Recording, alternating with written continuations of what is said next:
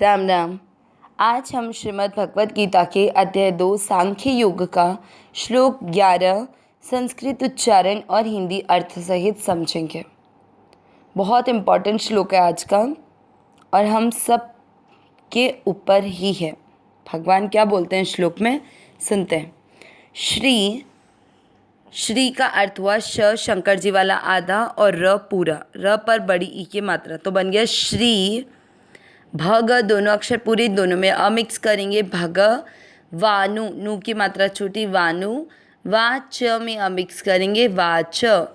Shri भगवानु watch. पहला चरण a show, आधे च के साथ या च्या, अशोच्या। न के साथ आधा नन और व में अमिक्स करेंगे नन व। अशोच्या नन व। शोच के साथ आधा स शोचस, आधे त के साथ व पूरा त्व। शब्द पूरा आने के बाद व पे अनुस्वार आधा म, शोचस त्वम। पहला चरण रिपीट, अशोच्यानन व शोचस त्वम। दूसरा चरण प्र का अर्थ हुआ प आधा और र पूरा, PRA। प्रज्ञा व दा के ऊपर बिंदी शब्द के बीच वाले अक्षर पर है, इसको बिंदी को बोलेंगे आधा न। दांश शक आधा है, प्रज्ञा व दांश। च में अमिक्स करेंगे च। भा श में अमिक्स करेंगे भाष से। सेकंड चरण रिपीट, प्रज्ञा व दांश च भाष से। पहला और दूसरा चरण साथ में, अशोच्यानन व शोचस्त्वं प्रज्ञावादांश्च भाषसे। तीसरा चरण ग में अमिक्स करेंगे गतासु, न पूरा न में अमिक्स करेंगे न, गतासु। वापस सु के ऊपर जो बिंदी है शब्द के बीच वाले अक्षर पर, इसको आधा न नाक से पढ़ेंगे गतासुन। और श में आधा श है तो गतासुन च में अमिक्स किया।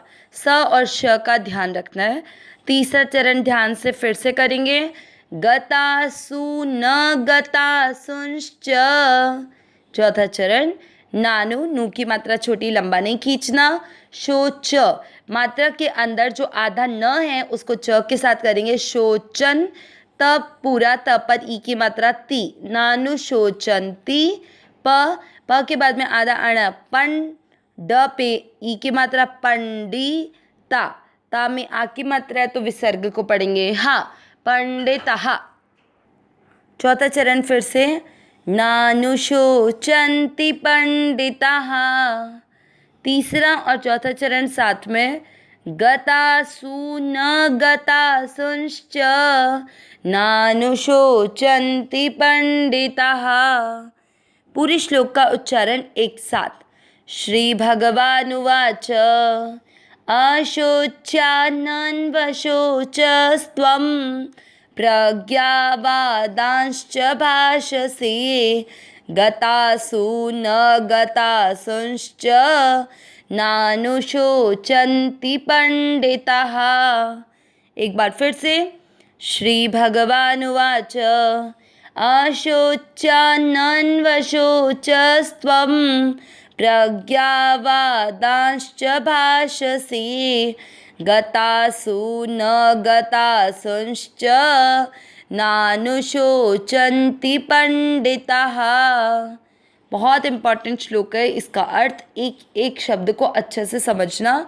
श्री भगवानुवाच यानी भगवान बोले। अब भगवान यहाँ से अर्जुन के शोक को दूर करने का उपदेश प्रारंभ करेंगे।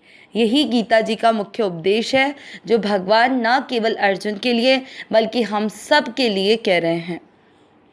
श्री भगवान उवाच अर्थात भगवान बोले। श्री भगवान धन उवाच, भगवान बोले। आशोच्या, अब नन्व का जो न पूरा है उसका आधा न अपन अशोच्या के साथ करेंगे तो अशोच्यान। अशोच्यान यानी शोक न करने योग्य का।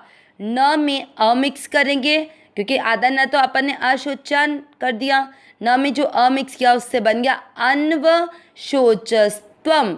आधा स आप शोच के बाद का विसर्ग हटने पर आया तो अन्वशोचः, अन्वशोचः यानी शोक किया है।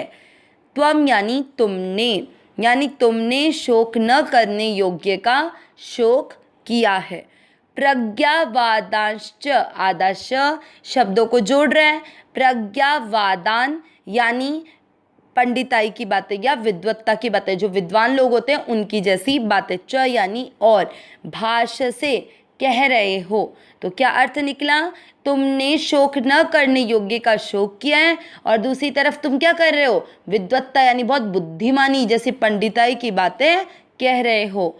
गतासु न पूरा है, उसका आधा न गतासु के साथ जोड़ेंगे तो गतासून यानी जिनके प्राण चले गए हैं उनके लिए। अब आधा न तो अपन ने सु के साथ जोड़ा, न में जो अ मिक्स किया उससे क्या बन जाएगा, अगतासुंश्च, अगतासुन, और श आधा शब्दों को जोड़ रहा है तो अगतासुन यानी जिनके प्राण न गए हैं उनके लिए। आधा से शब्दों को जोड़ा च यानी और। नानु शोचंती, नानु शोचंती से दो शब्द बनेंगे, द न धन अनुशोचंती, अ और न का अ दोनों मिलकर आ बनाएंगे, इसलिए नानु शोचंती बन गया। न अनुशोचंती यानी शोक नहीं करते हैं। पंडिताः यानी पंडित लोग। पूरा अर्थ क्या निकला, श्री भगवान बोले तुमने शोक न करने योग्य का शोक किया है और विद्वत्ता अर्थात पंडिताई या बुद्धिमानी की बातें कह रहे हो। जिनके प्राण चले गए हैं उनके लिए और जिनके प्राण नहीं गए हैं उनके लिए पंडित लोग शोक नहीं करते हैं। तो इस तरह से शोक निवृत्ति का सबसे पहला उपदेश भगवान ने दिया। अब इस श्लोक के अर्थ को और अच्छे से समझते हैं। पहली बात भगवान ने बोली तुमने शोक न करने योग्य का शोक किया है, ठीक है, और पंडिताई की बातें कर। तो पहले तो पंडिताई की विद्वत्ता की बातें क्या की अर्जुन ने ऐसा कहा था अध्याय 1 में कि मैं अगर जो कुल के धर्म को जानने वाले हैं, जो धर्म की बातें रीति रिवाज परंपरा को जानने वाले हैं, उन पुरुषों का अगर वध युद्ध में हो जाएगा तो पीछे जो बच्चे और स्त्रियां बचेंगे उनको धर्म की शिक्षा देने वाला कोई शेष न रह पाने के कारण संपूर्ण कुल धर्म नष्ट हो जाएगा। कुल धर्म नष्ट होने से स्त्रियां धर्म की मर्यादा को छोड़कर अधर्म की राह पर चल जाएंगी और इससे वर्ण संकर पैदा होंगे। वर्ण संकर से हमारे घर के पितर भी पिंड प्राप्त नहीं कर पाएंगे, भोजन उनको प्राप्त नहीं हो पाएगा। इस तरह से संपूर्ण कुल धर्म नष्ट हो जाएगा।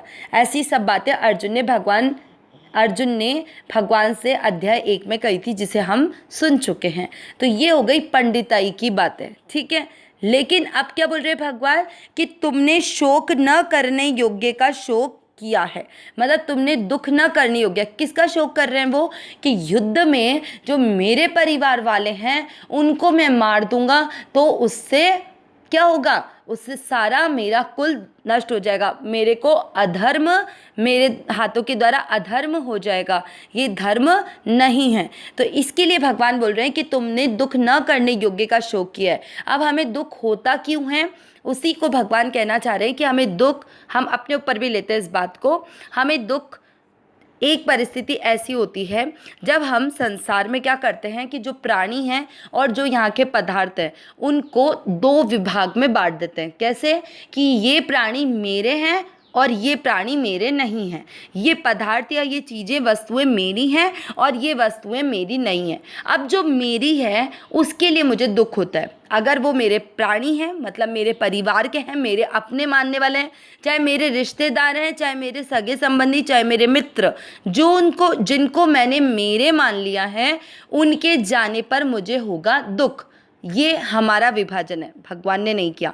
और जो मेरे नहीं हैं, चाहे वो प्राणी हो, चाहे वो पदार्थ हो, चाहे वो वस्तुएं हो, उनके जाने पर हमें तकलीफ इतनी नहीं होती। हम वहाँ जाकर आए, जाकर आने के कुछ समय पश्चात हम उस चीज़ को भूल जाते हैं, क्योंकि हमने मन में इस चीज़ को सेट कर रखा है कि वो मेरे नहीं है। इसलिए भगवान कह रहे हैं कि तुमने शोक न करने योग्य का शोक किया, कि तुमने ये मान रखा है कि इस संसार में ये मेरा है और ये मेरा नहीं है, जबकि वास्तविकता तो ये है कि इस संसार में कुछ भी मेरा नहीं है, ना ये शरीर ना ये संसार। और जब सब कुछ मेरा नहीं है तो चाहे कुछ भी यहाँ से चला जाए, उससे किस बात का कोई दुख नहीं होना चाहिए। इसीलिए भगवान ने सिर्फ यहाँ से इसको, गीता जी के ज्ञान को, अभी इसको और एक्सप्लेन करेंगे भगवान आगे, लेकिन इस इतनी सी बात में भगवान ने सारी बात कह दी कि तुमने शोक न करने योग्य का भी शोक कर लिया है, दुख न करने वाली बात का, कि ये संसार तो नाशवान है, इसका नाश होगा। ये जो लोग तुम्हारे सामने खड़े हैं